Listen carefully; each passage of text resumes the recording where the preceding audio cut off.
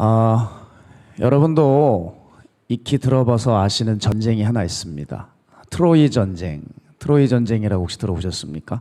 네, BC 13세기 경에 있었던 세계의 패권을 노리는 그리스와 또 견고한 난공불락의 요새를 자랑하는 트로이와의 전쟁을 말합니다.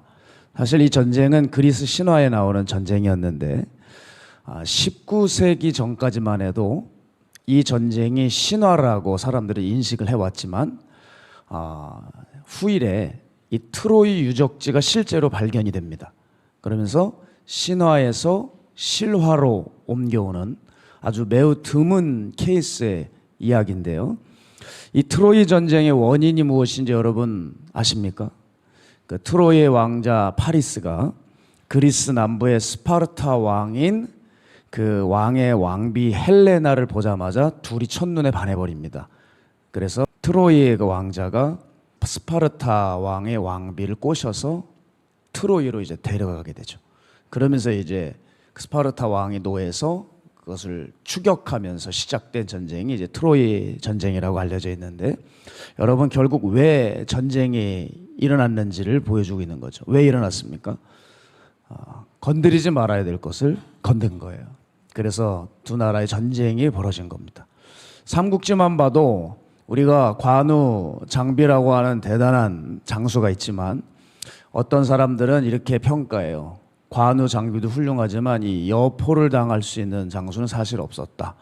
그렇죠. 조조의 계략이 아니었으면 여포는 끝까지 대단한 장수로 살아남아 있었을 텐데, 그 여러분 이 여포의 이야기를 보게 되면 동탁이라고 하는 자가 계략을 꾸며서 여포를 섭외해 오죠.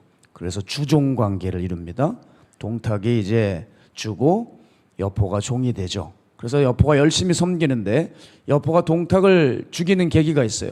그게 뭔지 아시죠? 삼국지를 읽어서 아시는 분들은 동탁이 여포가 흠모하고 있던 여인 초선을 후첩으로 삼으려고 하자 여포가 그 동탁을 죽이는 겁니다.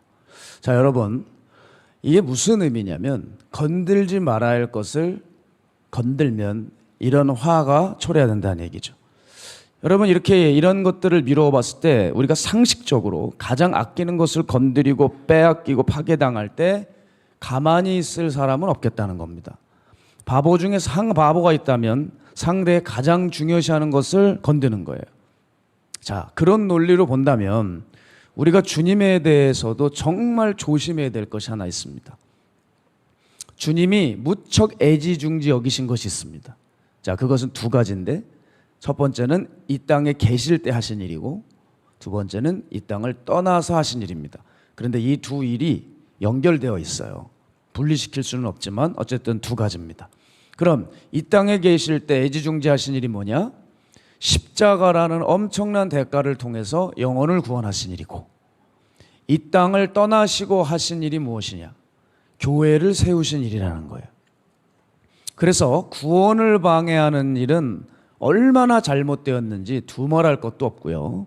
이 두 번째로 언급한 교회를 세우는 것을, 교회를 허무는 일 또한 매우 위험한 일이라는 것을 우리가 알 수 있습니다. 자, 영혼 구원을 구체화시킨 것이 바로 교회를 세우는 일이었어요. 그래서 이 교회를 세우시기 위해서 예수님께서 제자를 세우신 거예요. 예수님이 떠나가셔도 내가 보내는 보혜사 성령과 함께 교회를 세우면, 이제 교회 시대가 시작이 되면 이제 하나님의 나라가 비로소 열릴 수 있기 때문에 이 교회 시대가 올 때 교회의 수장들이 필요했습니다. 그래서 제자들을 3년 동안 키워서 교회의 수장들을 세워놓으시는 거예요. 제자 훈련, 제자 양성의 구체화는 바로 교회를 세우는 일이에요. 이게 주님께 얼마나 중요한 일이었는지 모릅니다. 너무나 공들여서 하신 일이고 지금도 이것에 공들이십니다. 심지어 주님은 이 교회를 당신의 신부로까지 지칭해 주시는 거예요. 사실 이 교회가 세워지기 위해서는 또한 얼마나 많은 제자들이 헌신하고 희생을 당했는지 모릅니다. 제자들의 그런 핍박과 또 모진 박해와 순교까지 여러분 잘 알고 계시지 않습니까? 그렇게 해서 세워진 교회가 초대교회 첫 예루살렘 교회입니다. 그리고 각 나라마다 교회가 세워지기까지 심한 어떤 고통과 고난의 과정을 거쳐야만 그 교회는 세워졌습니다. 피와 땀과 죽음을 지불하면서 세워진 것이 교회죠. 그런데 이 교회를 만일 허문다면, 이 신부인 교회를 어지럽힌다면 그 화가 얼마나 클까? 구체적으로 얘기해 볼까요? 교회가 변질되고 타락하는 일에 힘을 보태는 거예요. 그래서 신랑 예수님을 버리게 하고 악한 사기꾼 사탄에게 꼬드겨 넘어가게 한다면 주님은 진노하실 수밖에 없는 거 아니겠습니까? 왜? 건들지 말아야 할 것을 건드려 버리니까. 사람들이 근데 겁도 없이 이렇게 주님의 교회를 허무는 일을 하는 겁니다. 허무는 내용은 너무 다양합니다. 음란이 싹트거나 분열을 일으키거나 세상을 사랑하거나 탐욕하고 돈을 사랑하고 성공주의, 인본주의, 심지어 공산주의까지 교회에 들여오게 한다면, 이 온갖 것들로 신부인 교회를 건드리고 파괴한다면 그 주범은 필경 살아남기가 어려울 것입니다. 왜냐하면 주님의 가장 사랑하는 것을 건드렸기 때문이죠. 여러분, 그래서 이 교회를 건드는 사람만큼 그렇게 미련하고 바보 같은 사람도 없습니다. 그럼 교회는 누가 허무냐? 제가 누누이 말씀드렸지만 교회는 이슬람 과격 분자들에 의해서 파괴되는 게 아니고, 불자들에 의해서 어지럽혀지는 게 아니고, 이단에 의해 해쳐지는 게 아닙니다. 교회는 이미 벌써 허물어져 가고 있어요. 누구들에 의해서? 교회의 종들이나 성도들에 의해서. 이들이 죄를 가지고 들어와 교회를 허물고 있는 거예요. 제가 일전에도 말씀드린 바와 같이 우리 박장원 원로 목사님, 그분이 얼마나 이 한국 교회를 깨우는 대단한 부흥사셨습니까? 그런데 본인의 목회는 굉장히 힘드셨어요. 왜냐하면 교회를 어지럽히는 자들이 있었어요. 그리고 목사님을 음해하고 음모를 만들고 계략을 꾸미고 괴롭히고, 그 악명 높았던 사람이 교회의 장로들이었어요. 그 3명의 장로, 그들이 옳다 여기면서 저질렀던 일들. 그러나 결국은 어떻게 됐죠? 그 3명 장로님 다 비참하게 숨을 거뒀습니다. 제가 처음에 그 얘기를 들었을 때 너무 놀랐어요. 돌아가신 상황들이 너무 비참해서.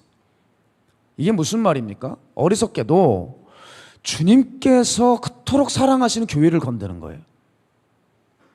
하나님의 것은 건들면 안 됩니다. 죄를 져도 인간이 수위가 있는 거예요. 하나님의 것을 건들고 하나님의 사람을 건드는 거예요. 사랑하시는 사람을 건듭니다. 이것처럼 미련한 것이 없는 거예요. 자, 그럼 교회 안에서 이렇게 교회를 허무는 사람이 누굴까? 참 찾기가 힘듭니다. 그럴 수 있지요. 그럴 수 있지요. 그런데 이 사람 금방 발견해낼 수 있습니다. 어떻게 하면 되는지 아십니까? 너무 간단해요. 주님이 오시지 않아도 됩니다. 분별의 은사를 받은 사람이 오지 않아도 됩니다. 여기 불신자를 몇 명 갖다 놓으면 됩니다. 그럼 그분들이 바로 짚어낼 거예요. 저 사람 우리랑 똑같은 행동과 똑같은 말을 하는데 바로 잡아낼 거예요. 참, 요즘 안타까운 일이지만 세상 사람들이 우리를 봤을 때 뭐라고 생각할까요? 저 교회 다니는 사람들이 제발 우리네 보통 일반 사람들만 같았으면 좋겠다, 그러면 다행이다 라고 생각할 정도로 우리는 거기까지 갔어요. 솔직히 그렇지 않아요? 예? 교인들이, 예수 믿는 사람들이 일반인들만큼이나 상식적이고 이성적이길 바랄 때가 얼마나 많습니까? 그 정도도 안 되는 경우가 있는 거예요. 물론 초신자들은 이해해 줘야죠. 그러나 10년, 20년이 넘어도 늘 그대로인 사람들이 얼마나 많은지 몰라요. 따라서 지혜로운 사람은 교회에 와서 자기 성질로 교회 허물지 않습니다. 자기 뜻대로 안 된다고 아우성치고 여기저기 들쑤시고 다니지 않아요. 제가 교회를 보면요, 아픈 진실이 있어요. 어딜 가든 꼭 이런 사람들이 있어요. 무례하고 거친 사람들이 있어요. 그와 같이 행동하고 생각하면 안 된다는 것을 배웠고 알면서도 자기를 버리지 못해서 기어코 하는 사람들이 있더라고요. 그 짚어주고 싶은 것이 있는 사람은 꼭 짚어줘요.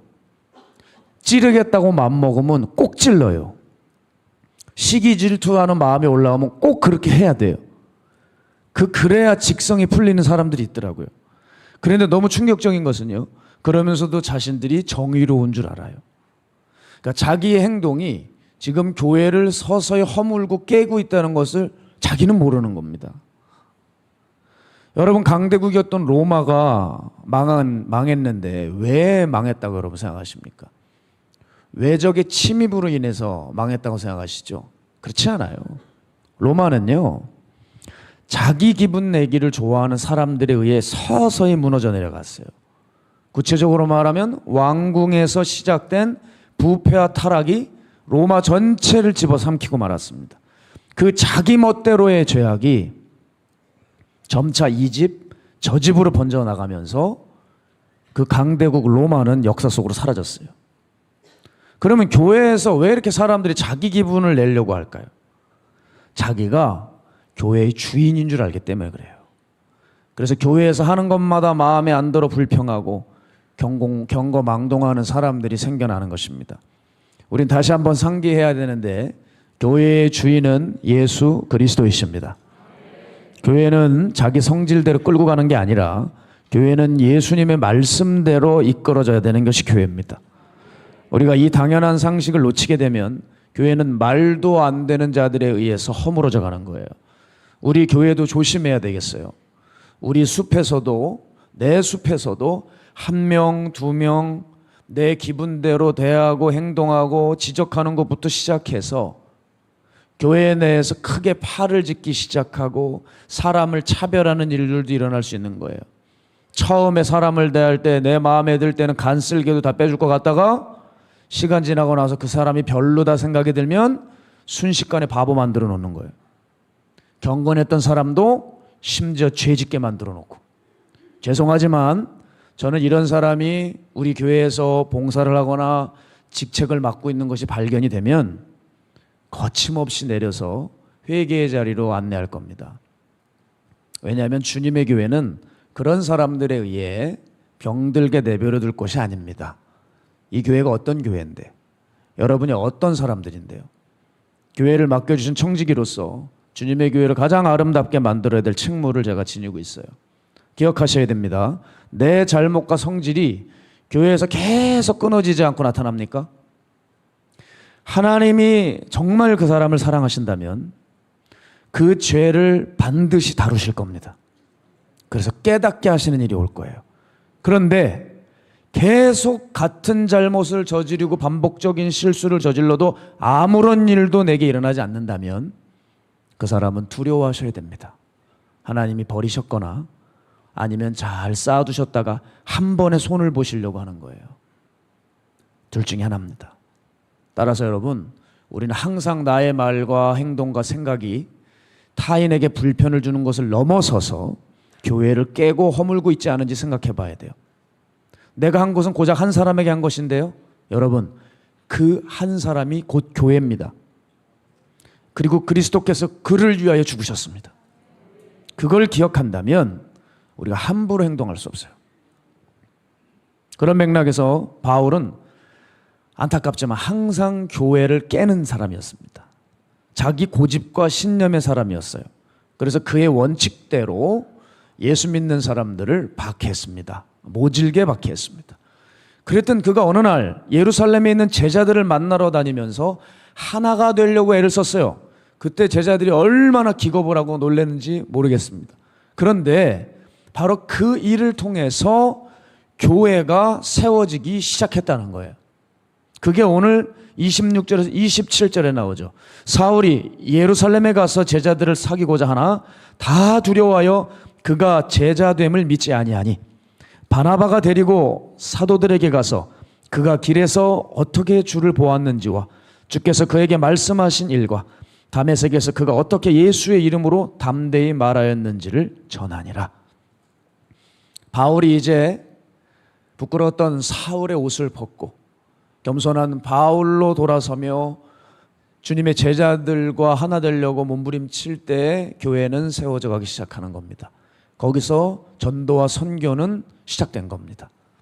저는 여기서 우리가 진정한 교회의 조건을 알아야 된다고 생각합니다. 오늘 중요한 키워드 되는 31절을 보시게 되면 이렇게 나와 있어요. 그리하여 온 유대와 갈릴리아와 사마리아 교회가 평안하여 든든히 서가고 주를 경외함과 성령의 위로로 진행하여 수가 더 많아지니라. 여기 진정한 교회의 조건들이 나와 있습니다. 저는 예전에 성경 읽다가 이 구절을 보면 아, 그렇구나. 교회에서 주를 경외함과 성령의 위로와 역사가 있어야 부흥이 되고 교회가 힘을 갖는 거구나, 이렇게 생각을 했는데, 그것도 중요하지만 먼저 선행되어야 되는 것이 있다는 것을 발견했어요. 그것은 뭐냐면 평안입니다. 평안. 교회는 평안이 있어야 한다는 거예요. 자, 우리가 정말 다니고 싶은 교회, 예배가 기다려지는 교회, 그 교회가 되려면 먼저 뭘 갖춰야 되냐면 바로 평안입니다.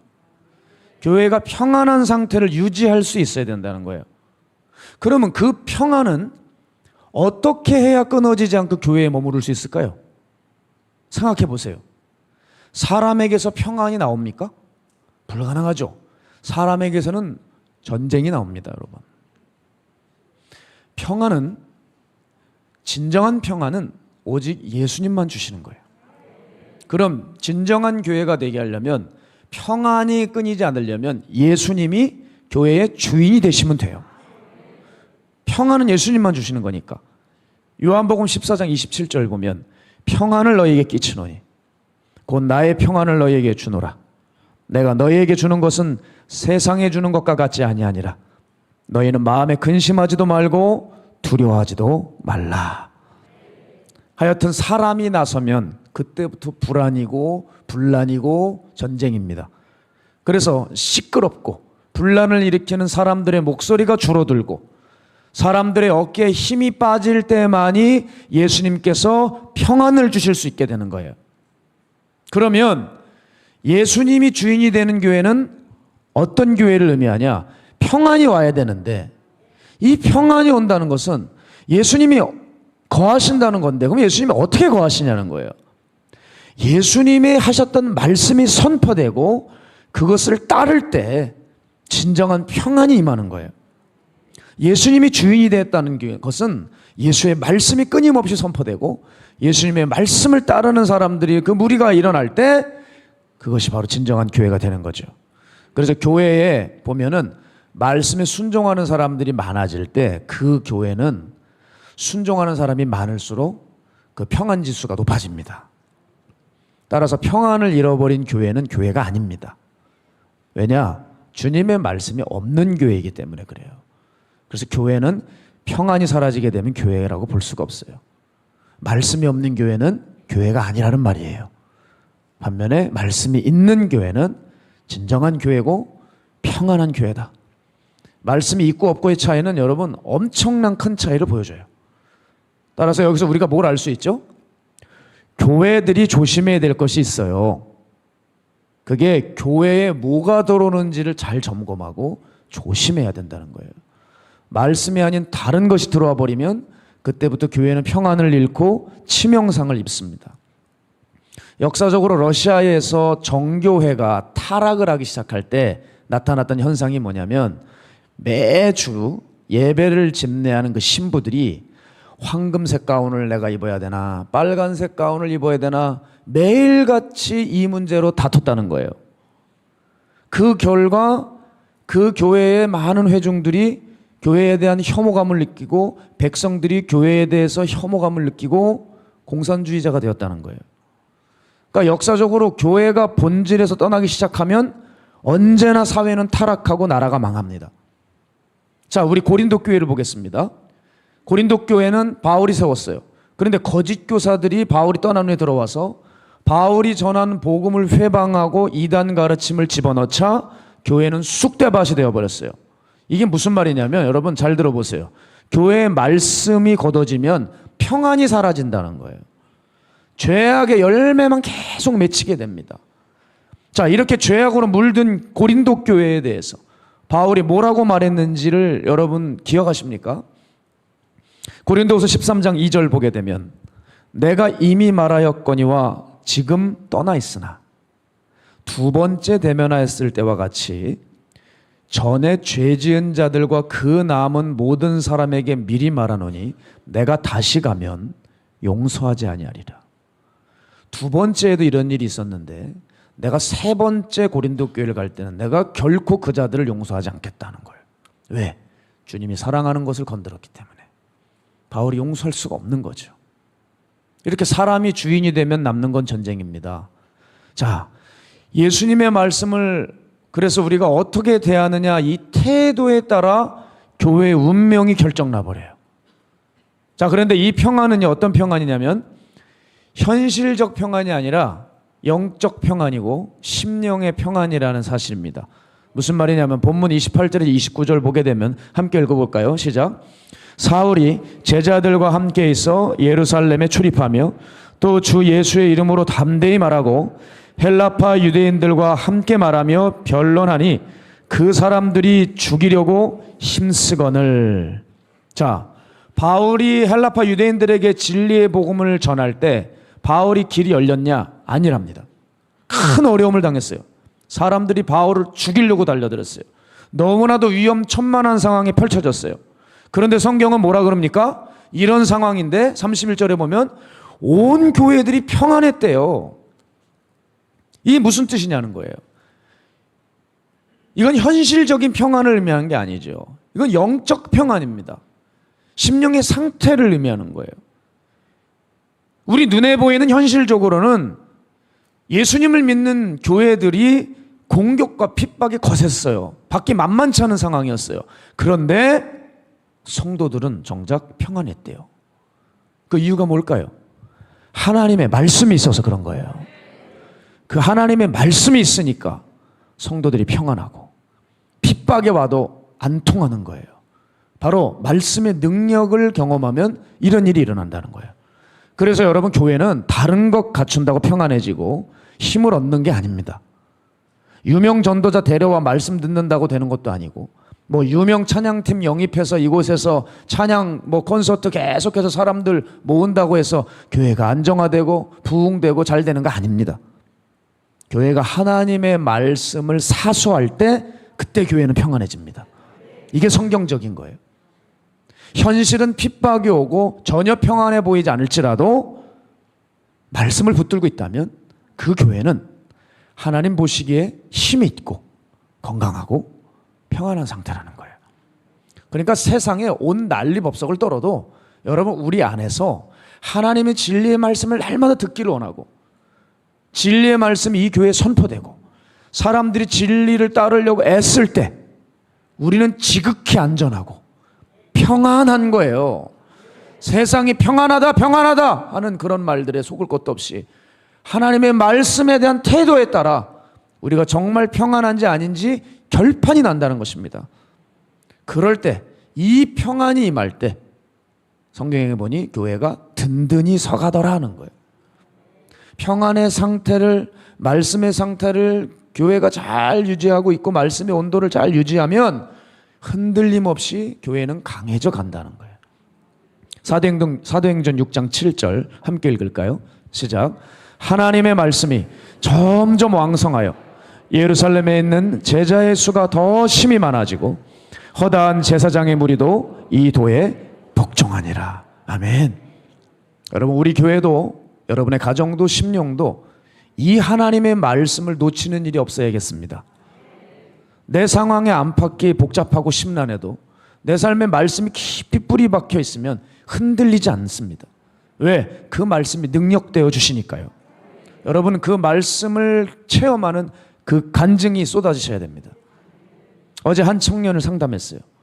영적으로 혼란스러워하고 힘들어하는 청년이었습니다.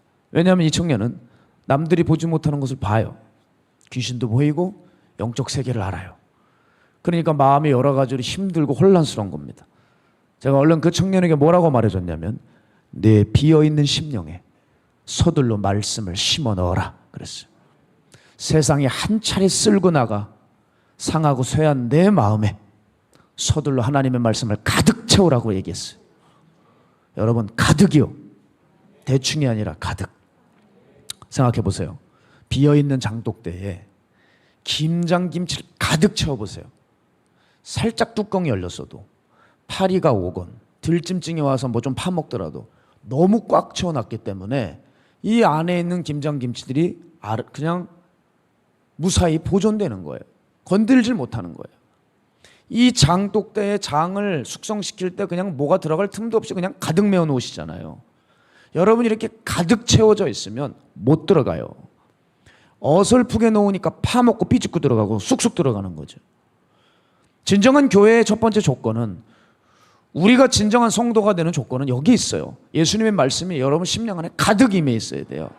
그러면 평안해진대도요, 온 세상 난리 부르스를 떨어도, 정말 힘들고 어려운 일이 팍팍 닥쳐도 말씀이 충만하게 쌓여져 있으면 이걸 이길 수 있는 능력이 생겨요. 근데 대부분 적정 수준, 자기 수준으로 이렇게 가둬두고 있기 때문에 역사가 일어나지 않는 것입니다. 또한 진정한 교회의 두 번째 조건은 오늘 성경의 31절에 보게 되면 이 단어에 집중해야 돼요. 진행하여라고 하는 단어입니다. 자, 그리하여 온 유대와 갈릴리와 사마리아 교회가 평안하여 든든히 서가고 주를 경외함과 성령의 위로로 진행하여 수가 더 많아지니라. 진정한 교회의 두 번째 조건은 진행인데, 개역개정에는 진행이고 이 세 번역에는 정진하다라고 되어 있고 NASB 영어 성경에는 going on으로 되어 있어요. 계속 나아가야 된다는 거예요. 교회는 계속 나아가야 된대. 무엇으로 이게 가능해지냐? 주를 경외함과 성령의 위로로 계속 나아가래요. 여기서 첫 번째 알아야 될 건 뭐예요? 교회는 절대 멈춰져 있어서는 안 됩니다. 앞으로 자꾸 하나님 일을 위해 나아가야 돼요. 고여있고 멈춰있으면 죽는 거예요. 교회는 반드시 지금 뭘 하고 있어야 하고 정진해야 되는 사명을 띠고 있죠. 그런데 나가긴 나가는데 무슨 힘으로 나아가느냐가 또 중요합니다. 그것에 대해서 구체적으로 얘기해줘요. 주를 경외함으로 나아가라. 진정한 교회가 되려면 하나님을 두려워할 줄 알아야 된다는 거예요. 하나님 대단하신 분인 것을 알아야 그때 교회가 제대로 돌아간다는 겁니다. 여러분, 이 시대가 뭘 상실한 줄 압니까? 두려워할 줄 몰라요. 법을 상실한 거예요. 겁도 없이 함부로 행동하는 시대가 이 시대입니다. 제가 어제 신문을 보니까 난데없이요, 방검복을 만든다는 업체 주가가 뜨고 있어요. 방검복, 뭔지 아세요? 칼을 막는 옷을 만드는 업체들이 등장하고 있다는 거예요. 묻지마 폭행, 묻지마 흉기난동, 묻지마 살인, 이런 것 때문에요, 국민들이 요즘에 길을 걸을 때 시도 때도 없이 뒤를 돌아보고 있답니다. 이게 현실이래요. 서울 관악구의 한 직장인은 그 강남역 일대를 늘 지나다니는데 뒷골이 자꾸 서늘하대. 그래서 자꾸 뒤를 돌아본대요. 자기가 어떻게 될지 몰라서, 언제 어떻게 될지 몰라서. 그리고 뭐라는 줄 아세요? 괜히 이런 것들을 묻지마 살인에 대해서 뭐 잘못 얘기하면 해코지를 당할까 봐 자기 이름도 밝히질 못해요. 이렇게 공포에 떨어요. 경기도 성남시 야탐역에 사는 시민은 자기가 초식동물처럼 두리번 사주 경계를 하면서 다닌대요. 초식동물 같대요. 그러면서 일터를 간답니다. 걱정이 되는 거예요. 어디서 칼이 날아올지 몰라서, 어디서 주먹이 날아올지 몰라서. 복음을 전하는 저희들은 더 두렵죠. 한국이 총이 없는 걸 다행이에요. 저같이 지옥을 얘기하는 사람은 기분 나쁘다고 술 먹고 가지고 총으로 쏘면 어떡해요? 별의별 생각을 다 해요. 혹시나 나중에 또 하나님이 미국으로 집회를 보내주실 때가 생기면 거기서도 또 천국 지옥 얘기하는데 거긴 총이 있잖아요. 그래서 항상 생각해요.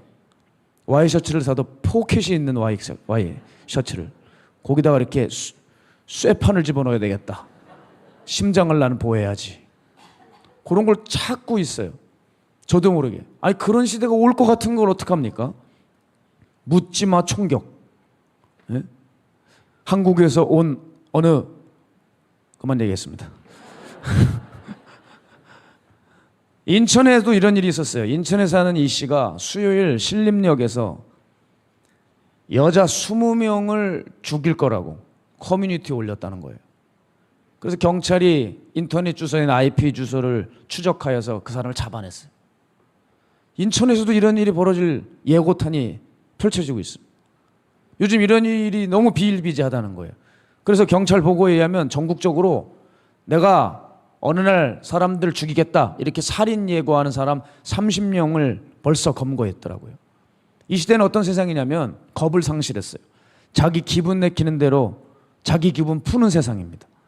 여러분, 우리는 정말 주님을 믿어서 주님과 함께하는 그 담대함 때문에 우리는 이렇게 힘차게 사는 거죠.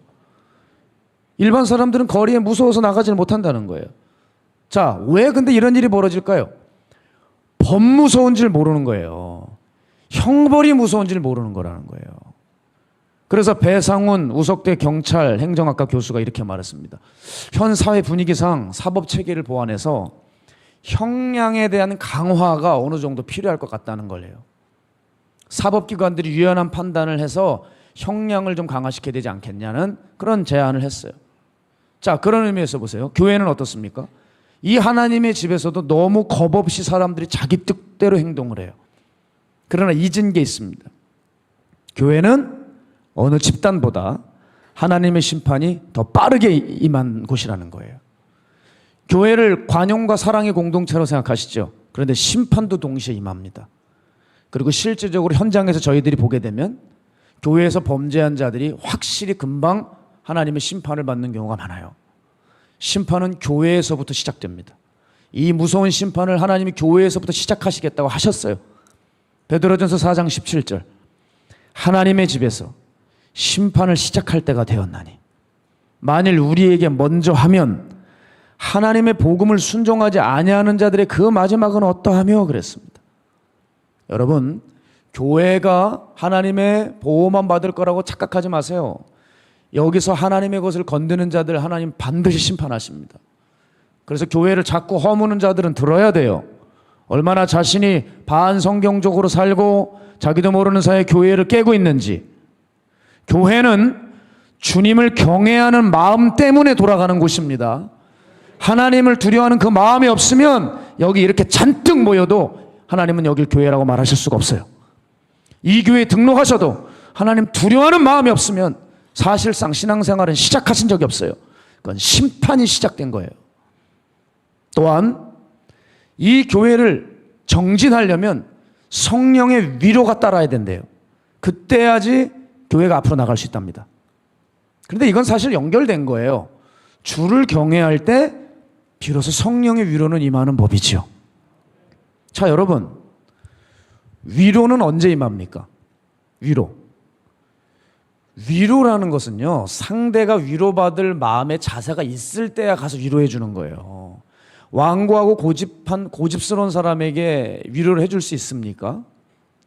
아무리 그 사람들이 제 아무리 힘들고 어려운 일을 당해도 여전히 혈기등등하고 고집스러우면 우리는 위로를 해주지 못해요. 괜히 잘못 말했다가 뭐 봉변 당할 일 있습니까? 큰일 나는 거예요. 위로라는 것도 상대가 온전한 태도가 있을 때 받을 수 있는 거예요. 마찬가지예요. 지금 교회가 어떻게 앞으로 나아갈 수 있느냐. 우리가 하나님에 대한 태도, 마음이 온전해야지만 성령께서 위로를 하시는 거죠. 그래서 이 마음 중심이 얼마나 중요한지 아시죠? 이 마음에 따라 우리가 교회를 파괴하기도 하고 교회를 앞으로 나아가 진짜 교회로 만들기도 한다는 거예요. 이건 비단 교회뿐만 아니라 우리 심령도 마찬가지입니다. 내 영혼 농사도 마찬가지예요. 내게 먼저 하나님의 말씀이 없다면 여러분의 영혼은 살아있는 영이 될 수 없습니다. 하나님을 두려워하는 마음이 아직까지도 들지 않으면 삶의 죄가 끓고 있기 때문에 그 사람은 이미 죽은 목숨이에요. 하나님을 사랑하고 온전하게 바라보는 태도가 없으면 성령의 위로도 없는 냉랭해서 굳어질 수밖에 없는 영혼입니다. 그래서 여러분, 우리가 내 영혼 살리기 위해서는 하나님이 어디까지 내게 간섭하시고 참견하실 수 있는지를 확인하셔야 돼요. 이게 지혜로운 사람입니다. 이와 같이 교회가 평안을 갖고 주를 경외함과 성령의 위로가 있다면, 이 참된 교회의 조건을 충족시킨다면 자동적으로 따라오는 일이 있어요. 그것이 바로 양적 성장입니다. 사람들이 몰려온다는 거예요. 31절 보게 되면 그리하여 온 유대와 갈릴리와 사마리아 교회가 평안하여 든든히 서가고 주를 경외함과 성령의 위로로 진행하여 수가 더 많아지니라. 자, 그런데 우리가 지금까지 오면서 무엇을 느낄 수 있습니까? 현대교회의 지도자들은 다는 아니겠지만 양적 성장을 참 중요하게 여겨요. 그러나 성경의 주안점은 교인 숫자 늘어나는 게 중요하지 않다고 말해요. 뭐가 우선돼야 된다고 말합니까? 진정한 교회로서의 조건을 갖추었는지 그것부터 살펴보라는 겁니다. 그것만 갖추고 있으면 수가 늘어나는 것은 일도 아니라는 거예요. 생각해 보세요. 교회가 항상 평안하면 사람들이 가고 싶어요. 교회가 늘 화기애애 보세요. 가고 싶어요.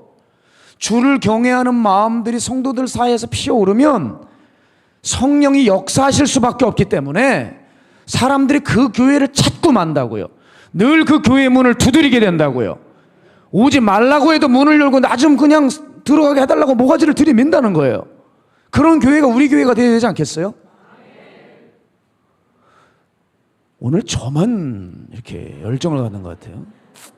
이게 진짜 교회를 세우는 중요한 일인데 말인데. 보세요. 결론적으로 말씀드리면 하나님이 하나님답게 대접을 받으시면, 교회가 교회답게 섬기면, 교회를 교회답게 섬기면 하나님 선물을 주시는데 그게 구원받는 자의 숫자를 늘려주시는 거예요. 사도행전 2장 47절 보면 하나님을 찬미하며 또 온 백성에게 칭송을 받으니 주께서 구원받는 사람을 날마다 더하게 하시니라. 여러분, 이 구절에서 뭐가 느껴지십니까? 그렇구나. 교회의 주인은 예수 그리스도시구나. 하나님은 이 교회를 만드시기 위해서 그 아들을 보내시고 그 아들의 손에서 제자들을 길러내셔서 교회를 세우시고 많은 영혼들을 건지고 계시는 중이에요. 그런데 겁도 없이 이런 교회를 흔들어댑니까? 정신이 나간 거예요. 사랑하는 여러분, 우리를 돌아봅시다. 나는 교회를 사랑하고 교회를 세우는 사람인가? 아니면 나는 나도 모르게 교회를 미워하고 교회를 허물고 있는 사람인가? 여러분, 최근 코로나가 기승을 부리고 있습니다. 제가 지난주 말씀드렸죠? 하루 실제 확진자가 8만 명. 제 주변에도 계속 코로나 확진자 수가 늘고 있습니다. 되도록 여러분 마스크 쓰세요. 마스크 쓰시면 여러분 또 안 쓰신 분 눌려 계시지 마시고 다음부터 쓰세요. 코로나보다 더 아픈 독감을 막을 수도 있고 여러분 이득이 됩니다. 네. 답답해요. 좀 답답하면 어때요? 여러분 영혼이 더 답답해요. 영혼이 더 질식해 죽어가고 있어요. 그런 거 신경 쓰지 마세요. 땀 좀 닦으면 돼요. 2번 닦으면 돼요. 3번 그렇게 하세요. 쓰세요. 여러분에게 도움이 돼요.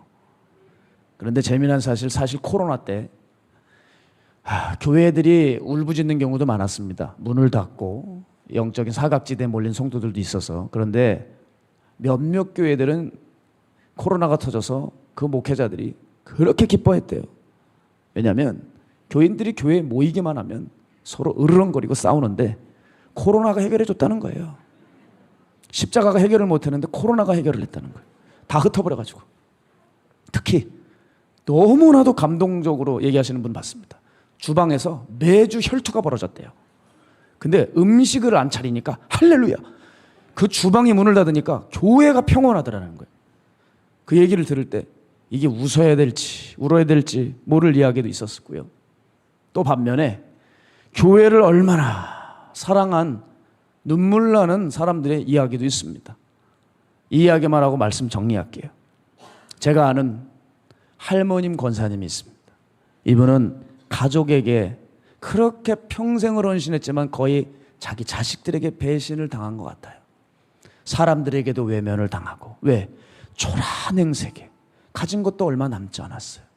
그렇게 허드렛 일을 하면서도 힘들게 돈을 모아서 자식을 섬기는 그런 할머님이에요. 주님을 만났습니다. 그렇게 허드렛 일을 하다가 이분의 소망은 교회 가서 한번 예배 드리는 거예요. 왜 연세 드신 분들 어떤 버스 타고 멀리 가가지고 일하고 다시 돌아오시는 그런 경우 있잖아요. 늘 이런 일을 하시는 거예요. 손은 다 부러뜨고 가족들 자식들 먹여 살리려고 허리는 다 휘어버리고 몸은 다 상해버렸는데 그렇게 자식들이 출세를 했는데 세상에 그 엄마를 안 돌봐요. 이런 배은망덕한 사람들이 어디냐는 거예요. 저는 정말 화가 치밀어 오르더라고요.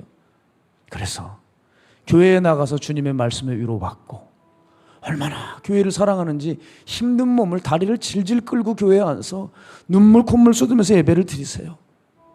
어느 날은 너무 아픈 거예요. 저 담임 목사님한테 신방 한 번만 딱 받으면 얼마나 좋을까, 그 생각을 갖는 거예요.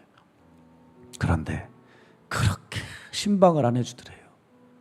가지고 뭐 사회적인 지위가 높은 사람들하고 늘 그렇게 식사를 하고 그렇게 좋은 얘기를 해주고 허대고 그렇게 인자할 수 없는데 한 번도 자기를 신방해 주지 못했다는 거예요. 그건 이분이 불평한 게 아니에요. 주변에 본 사람들이 저한테 얘기해 주시더라고요. 그러면서 상담을 요청하시는 거예요. 주변에 본 사람들이. 이분은 그래도 감사한 거야. 이 할머님은 그래도 감사한 거예요. 우리 목사님이 바빠서 그렇겠지. 아니 왜 목회자들이, 다는 아니겠지만 왜 그러는지 모르겠어요. 왜 힘있고 부자고 이런 사람들과만 가까이 지낼까요? 그런 사람들과 가까이 지내면 자신의 기도권을 계속 유지할 수 있다고 생각을 해서일까요? 왜 그럴까? 예수님이라면 그렇게 하실까? 제가 오랫동안 들어왔던 터라 제 마음에 결단한 게 있어요. 내가 적어도 아무리 악하고 못된 짓을 할지라도 내가 저 짓은 안 한다. 저건 아닌 거예요. 아무리 생각해도. 제가 잘났다는 게 아니라 그 고통과 비애를 아니까 그건 아닌 거예요. 그런 천대를 받는데도 세상에 그렇게 감격해해요. 제가 전도사였을 때도 아마 그분 신방 갔을걸요. 그렇게 눈물로 예배를 받으시더라고요. 그렇게 감사해요. 제 전도사 월급 털어서 그분 손에 이렇게 쥐어져 드리면, 아니 세상에 목사님이 왜 전도사님이 이 돈을 주냐요. 그러면서 애써 안 받으시려고 하는 그 모습. 그러나 제 할머님 같아서 참 눈물을, 뜨거운 게 목구멍으로 올라오는데 그걸 홀떡 넘기고 그냥 줘드리고 돌아올 때 마음 안에 그렇게 화가 올라왔어요. 왜들 저럴까 도대체. 그분은 그런 멸시를 당해도 하나님 앞에 한결같이 예배를 사랑했어요. 지금도 하나님밖에 모르세요. 이제 사시면 얼마나 사실까 싶어요. 90이 가까우는 나이가 넘으셨나 모르겠습니다. 아직도 살아계세요. 사랑하는 여러분, 이렇게 교회를 사랑한, 주님을 사랑한 눈물 나는 성도들도 있는 반면에 그저 자기 기분 내키는 대로 확확 질러버리고 확확 사람들 무시하고 쳐버리고 자기 기분 내고 있고, 사람들이 인정해주면 뭐 자기가 된 것 같이 죄송해요 이렇게 얘기해서 너무 까불고 하나님 앞에서 건방을 떨고 자기도 모르게 교회를 깨고 사람들의 마음에 상처를 주고 있는지도 모르고, 이런 사람들이 얼마나 많은지 모르겠어요. 여러분, 이런 비단 우리 한국교회 한두 교회겠습니까? 제가 날마다 전화를 받을 때마다 내가 이런 얘기를 언제까지 들어야 되지 하는 얘기, 다 그런 얘기들이에요. 다 그런 얘기들. 사랑하는 여러분, 우리는 어떤 일이 있어도 하나님 가장 사랑하시는 거 건들면 안 됩니다. 이것만큼 미련하고 어리석은 일이 없어요. 그러니 교회가 평안하도록 기도하고 주를 경외함으로 성령의 위로가 부어지는 우리 그 교회를 세우셔야 될 줄로 믿습니다. 그렇게 예수님을 사랑해야 되실 줄로 믿습니다. 꼭 우리 모두 함께 그렇게 주님 원하시는 그 교회 든든히 세워가시기를 주 이름으로 축복합니다. 우리 시간 함께 이 찬양하면서 하나님 성령의 불로 내 마음에 더러운 것들을 다 태워주셔서 그저 하나님 앞에 거룩하고 새로운 영혼으로 다시 여호와 앞에 서게 하여 주시옵소서. 우리 결단하며 준비하신 예물 하나님 앞에 봉헌합니다. 하나님, 오늘 우리의 말과 생각과 행동을 돌아볼 때 하나님 앞에서 큰일 날 사람들도 있을 수 있습니다. 오늘 이 예배를 함께 드리며 가슴을 쓸어내리는 사람이 있을 수 있습니다.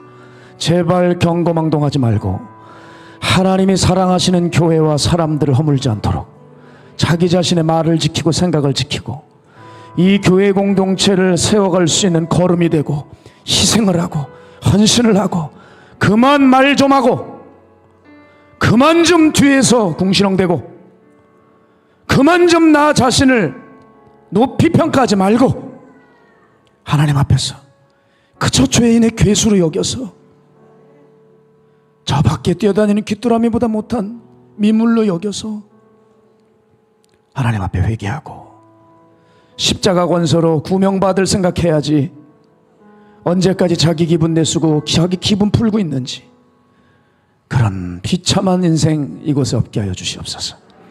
하나님 깨닫게 하사 이제는 돌이켜 십자가를 좀 사랑하고 주님의 기쁨을 위해 달려나갈 수 있는 사명을 띤 교회로 출발하게 하여 주시옵소서. 그 회개와 결단의 마음으로 주님 앞에 예물 드린 줄로 믿습니다. 흠양하여 주시고 이 예물이 사용되는 곳에 주님 아름다운 열매가 맺혀지게 하여 주시옵소서. 지금 이곳엔 성부 성자 성령 살아계신 하나님의 사랑과 은혜와 사람을 바꾸시는 놀라운 능력이 이제 앞으로 나의 행동을 조심하며 그저 교회를 사랑하고 교회를 위하여 헌신하고 희생하기로 작정한 주의 백성들의 머리 위에 가정 위에 직장 위에 사업체 위에 이제로부터 영원토록 함께 하시기를 간절히 축복합니다. 아멘.